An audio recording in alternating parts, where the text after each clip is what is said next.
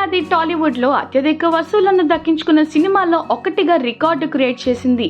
అంతేకాకుండా టాలీవుడ్ చరిత్రలో highest collection సొంతం చేసుకున్న టాప్ 10 సినిమాల్లో ఒకటిగా నిలిచి హనుమాన్ చరిత్రను సృష్టించింది.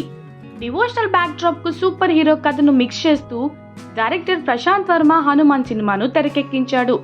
Prashanth Varma taking, visual effects, action episodes అభిమానులను అలరించాయి.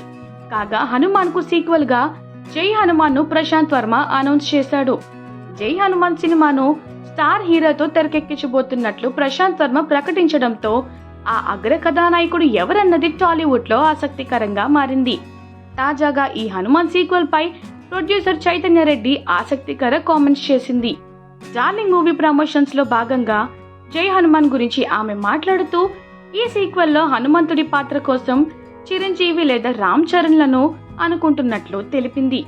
నా పర్సనల్ ప్రిఫరెన్స్ ప్రకారం వారైతేనే బాగుంటుందని అనిపిస్తుందని చెప్పింది.